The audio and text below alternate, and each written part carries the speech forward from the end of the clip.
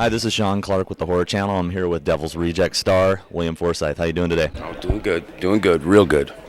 So you're ready to see the film tonight? Yes, I haven't seen it yet. I only caught 15 minutes of it in a little promo ad, and I'm definitely looking forward to it.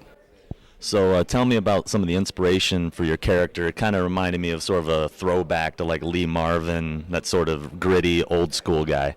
Well, the when I first met Rob on the phone, he called me up and we were talking about the possibility of me doing the film.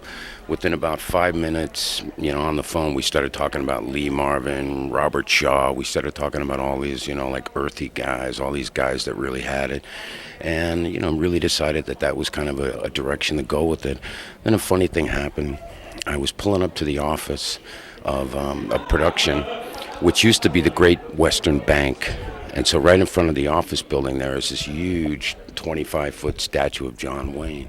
So I hadn't met Rob yet. I called up on the phone upstairs and I said, "Hey, Rob, I'm here. Come on, come down." He goes, a little pause, strange little moment of pause. He goes, "Okay." So he comes down and we meet right in front of the building. And then now we're standing right underneath the statue. And I say, "Look." And we were like way up to John Wayne riding on his horse with that big cowboy hat on. And I said, "That's the guy. This is who the guy thinks he is. He thinks he's that. That's who he is. And he believes it." Your performance was really intense, and one thing I noticed when I was on set, I met you for the first time, you seemed like you were still in character. You were very intimidating that day. Are you sort of that sort of method actor where once you get into the mindset, it's hard to get out? Well, a lot of people interpret just being quiet with being intimidating. I mean, I just a lot of times on the set, I'm just focusing on what I have to do, and especially, a piece like this or other kinds of pieces where you really have to go deep, into, especially where this character goes, the transitions he makes. So a lot of times I'm off to the side, playing little games with myself to get myself, so that when the moment comes, when we're actually ready to roll it, I've got, what I came here to do. One of the things I personally loved about the film was the fact that you don't seem to know who to root for. One second, one second you're rooting for the good guy who you think's the good guy, then you're rooting for the bad guys again. It's almost you almost leave the film not sure who you were rooting for, and that's what I think was the one thing that was really special. Well, that was what was very interesting about it from the start. Rob, I said, well, good. So this is the guy who's after these guys. It's, so he's the hero, and he's after, it's like that's where we're going with this. Well, no, not really. At the end, and of course that was the part we discussed the most, was the transition.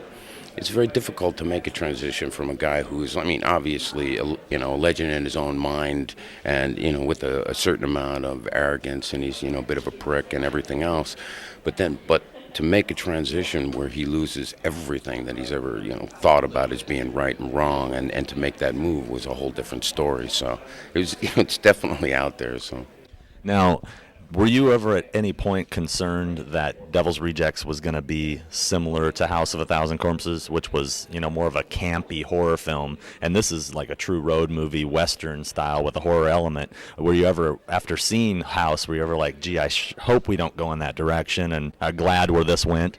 Well, in terms of, I watched House of a Thousand Corpses, and I thought that, I didn't know Rob, but I thought he had a lot of style in the way he approached it.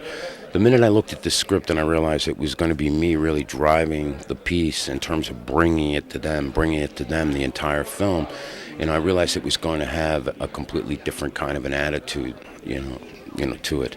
And of course it did. It turned out that way. I mean, constantly, but of course I kind of am two different people in the movie. So, one part was, there I am running around with Gary Cooper's outfit from, High Noon, and I'm chasing down these, psychos, and then the next minute, he's one of them. So.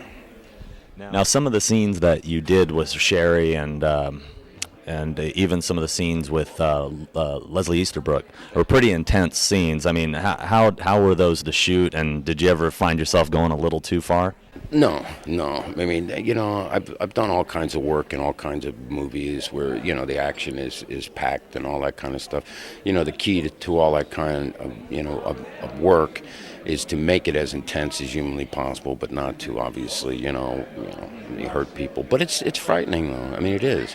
There are moments when you go off and you're psyched. You're there. It's like a real moment when something's really happening. And after a while, I found myself by the end of the movie, we were filming the later sequences where I'm torturing everyone. And after each take, I mean, I started to feel exhausted, not from being overworked or anything, from just, from the violence of it, absolutely.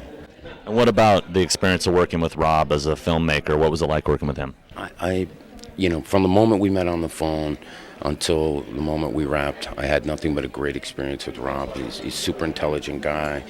He knows what he wants. I mean, this genre of film is certainly not a genre that I ever imagined I would do.